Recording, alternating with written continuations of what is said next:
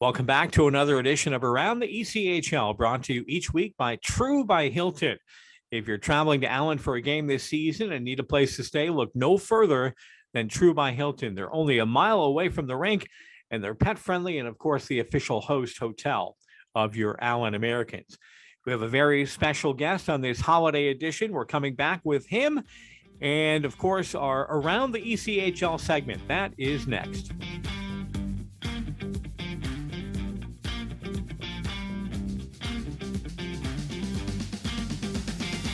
Tommy Daniels back here on Around the ECHL. Hey, be sure to download the free Americans Game Day app today in the iOS app, or you can go on Google Play and be a part of the in-game experience. You can listen to the game, all kinds of fun things to do. Make sure you download the Americans app today. Well, what an honor it is to have this special guest on with me, and soon to be a Hockey Hall of Famer, at least in the ECHL. He'll be there someday for his great work in the NHL. As a matter of fact, Tim Nowak from 1993 to 2019 was an NHL official. Timmy, I hope I got this right, 1,731 games and 114 playoff games. And what an honor it is to have you on Around the ECHL today. Yeah, that's right, Tommy. Man, those numbers make me feel old. But yeah, it all started in the East Coast League for me back in 1989 to 93. And then luckily enough to be hired by NHL in 1993 with, I think, Tampa and San Jose were the expansion teams right around that time. So some job openings opened up, and I was lucky enough to grab one. Where was your first NHL game? Do you remember what rink? Oh, absolutely. It was at the old arena in Washington, which is kind of ironic because at the time we lived in Buffalo, and then at the old U.S. Airway Arena, I believe it was called, and it's just a parking lot now. But now we live actually in Maryland, so it's I remember the I think it was over 200 minutes in penalties. So the East Coast League definitely got me ready for my first game. So you grew up in Depew, New York, which I know that's a neighboring town to Lancaster, New York, where I grew up. You went to Maryvale High School, which a good buddy of mine, Leo Bolanin, went to the Maryvale as well. But yeah. Talk about just your early days. And, I know you were a goaltender with the Buffalo Regals back in the day. Give us your intro to hockey. Well, I started, I always tell the story. My mom and I were driving down Broadway, and it said, learn to skate for 1995 or 1999, whatever it was. And we thought, oh, what a great idea. Little did we know at that time the cost it would be to go all the way, because that was a sport at that time, all the way to play juniors with all the traveling and that. But yeah, Maryvale, I went hockey program my freshman year, but our sophomore year was the first year that Maryvale had a hockey team, and we were pretty good. We had a lot of travel players that went to school there, and then 3 years there. Then graduated there and went to ECC for a couple of years. But while I was at ECC, played on the Buffalo Regals from, my Pee Wee days all the way up to junior hockey. Then 3 years at Buffalo State.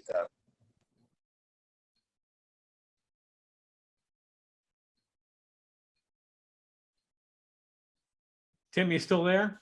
Yep. There we go. I lost you there for just a second. Oh. So minor league hockey, we know it's changed a lot since you first started working in the ECHL back in the late 80s. What was it like traveling as a linesman back in the day?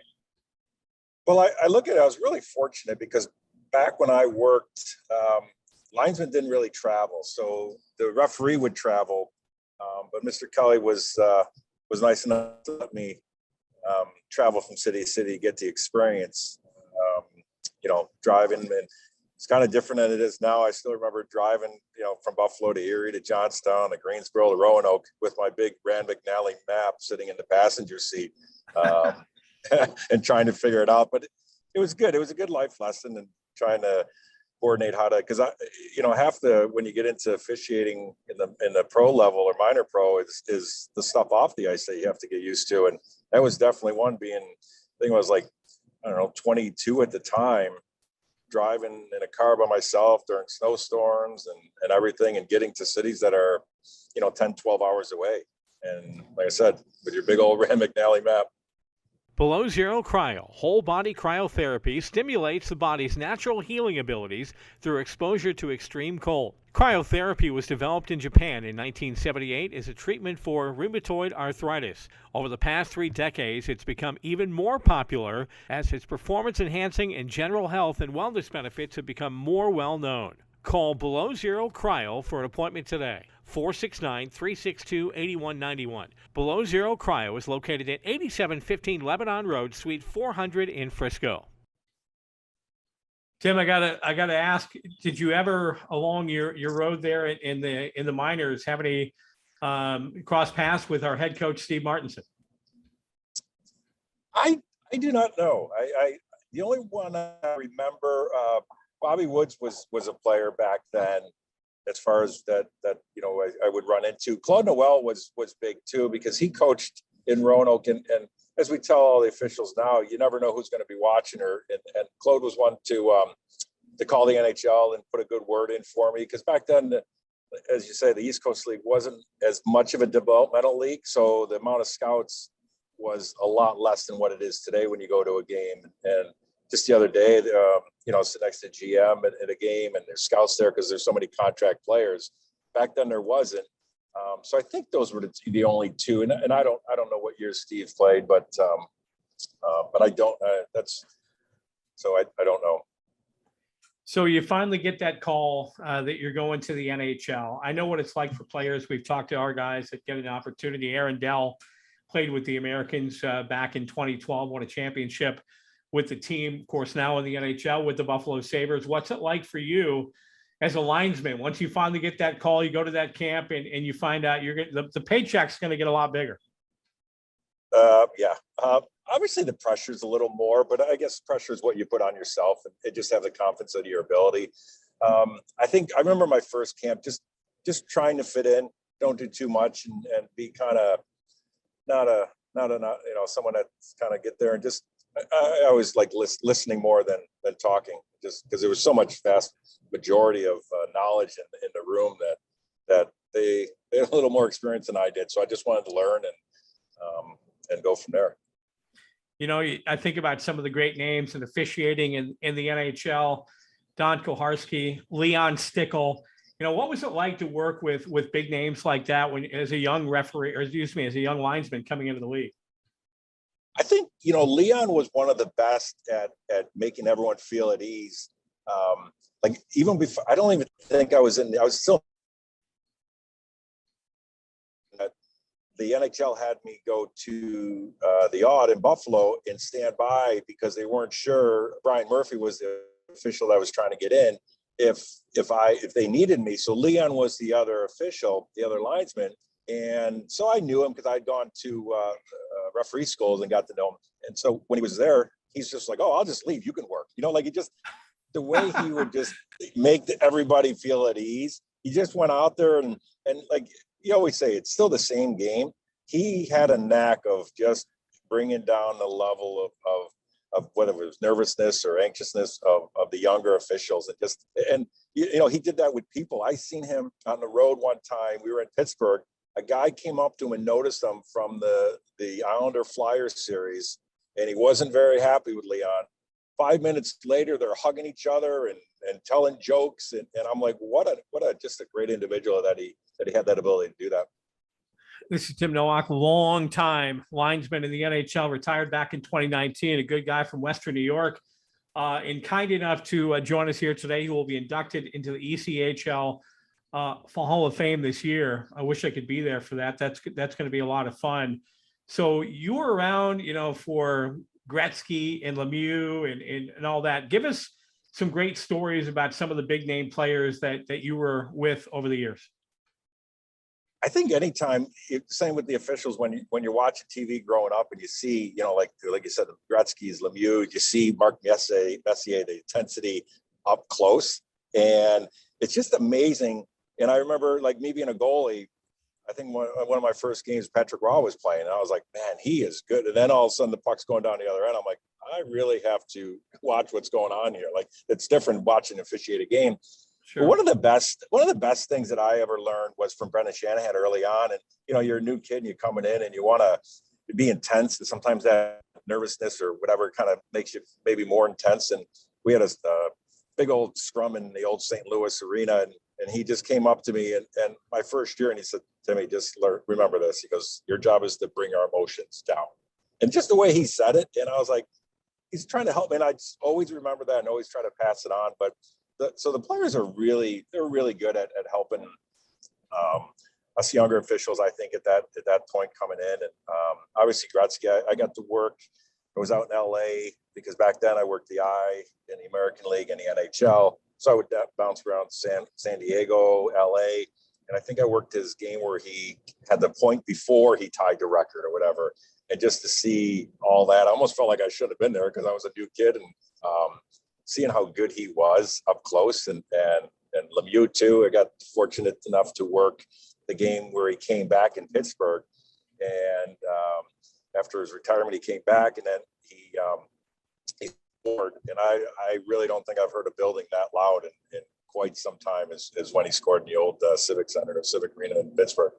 Well, you know what? You bring me to a point that I was going to talk about anyway, and that's the old arenas. You think about the Odd in Buffalo, which was a smaller rink than most.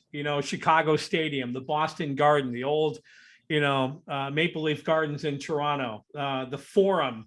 And of course, the fabulous Forum in LA. A lot of those great older buildings that are gone now. What was it like? I mean, you always hear that, especially in Toronto, like the ghost of the, Maple Leafs past were wandering around the hallways there. Give us some good stories about the old buildings. Well, for Toronto, what I always remember is, like I said, growing up in Buffalo, we'd always watch Hockey Night in Canada. So, and I don't know who the announcer was, but when I'd always hear him announce the officials, and just being on the ice the first time and hearing him announce my name, I was like, it was kind of surreal thinking, geez, I grew up watching this all those years, and now he's announcing me, and I'm here. And at the time, I think I worked maybe the second or third last game in the Gardens in Toronto, and so some of my buddies wanted to come up from Buffalo, and so and those old buildings they're not very big as far as the seats go. No. And so my buddies, I looked up and they were having such a good time, but they were so crammed in those seats. And I'm like, how do these people do it? But it's just amazing working those in Boston Garden.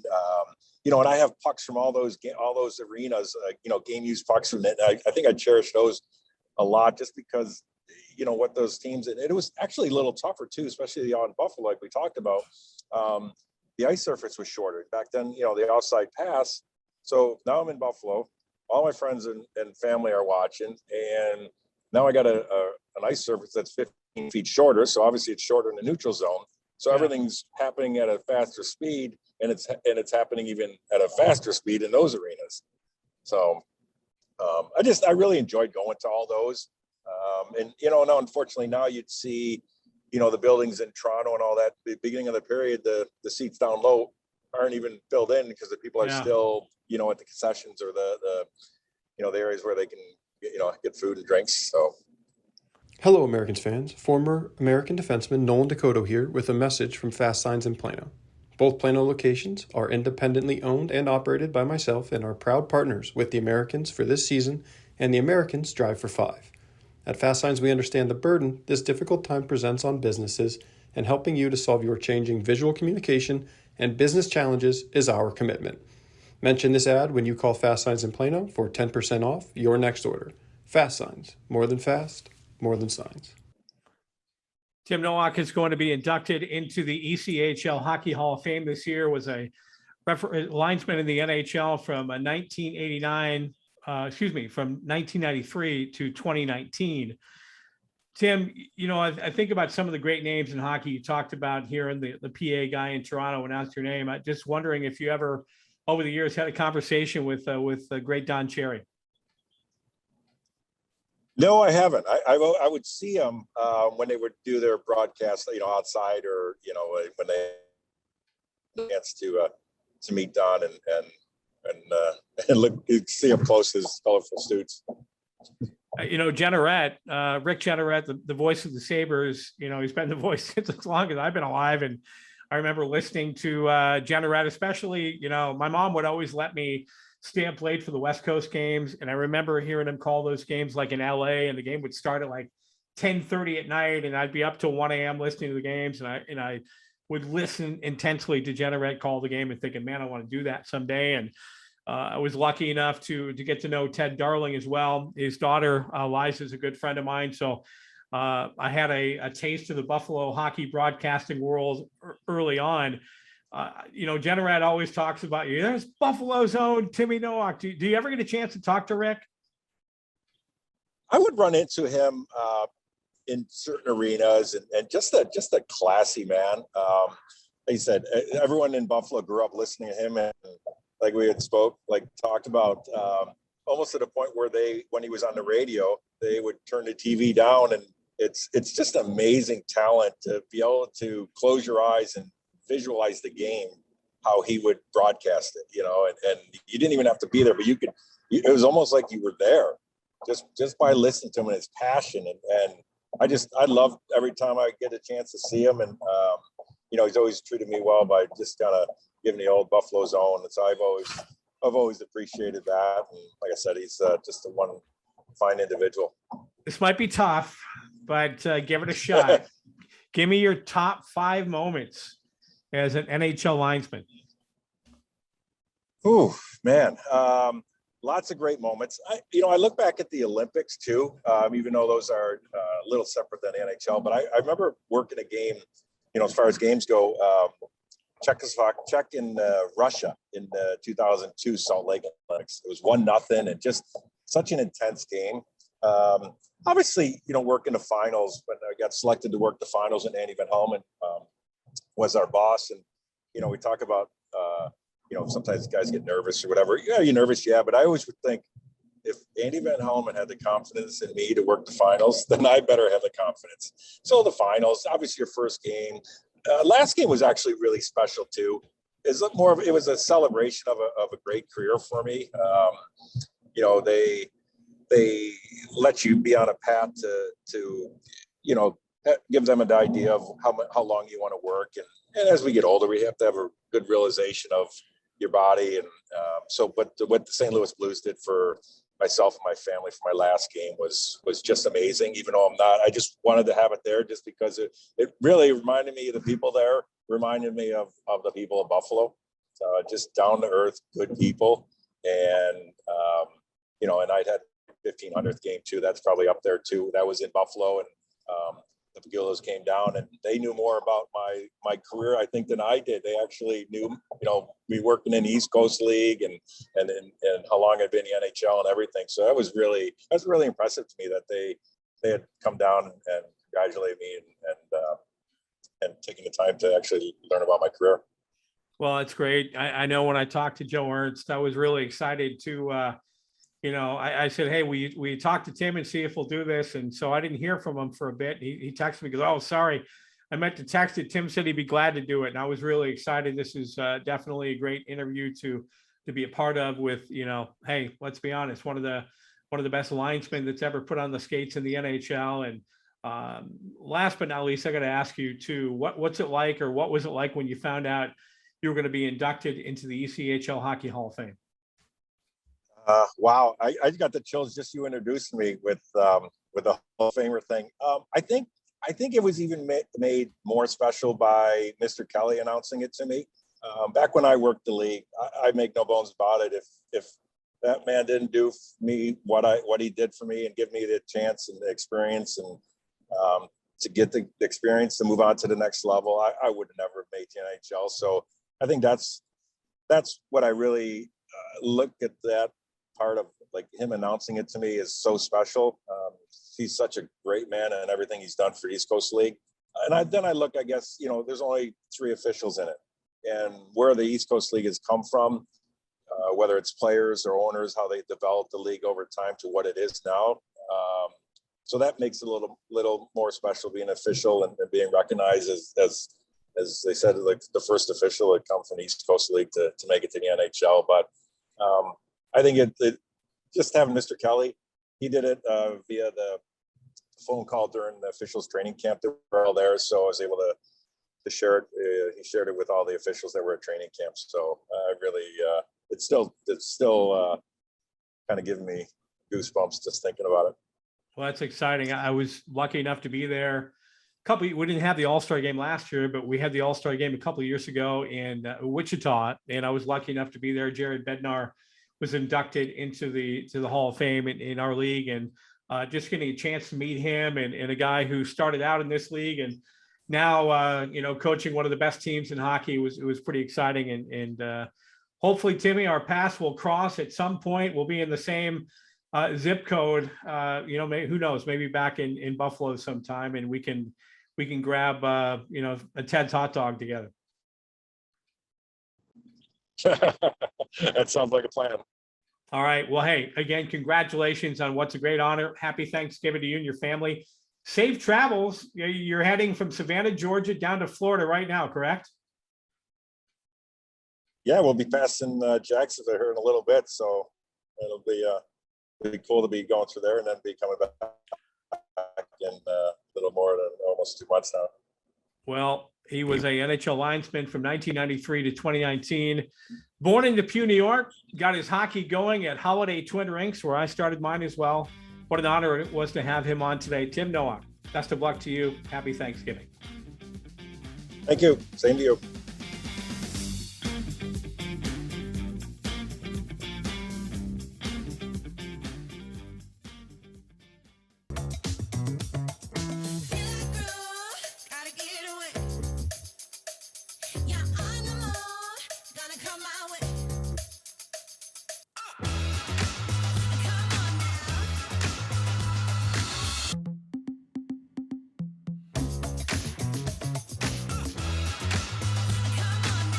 Get sunshine for the whole squad at Tropical Smoothie Cafe.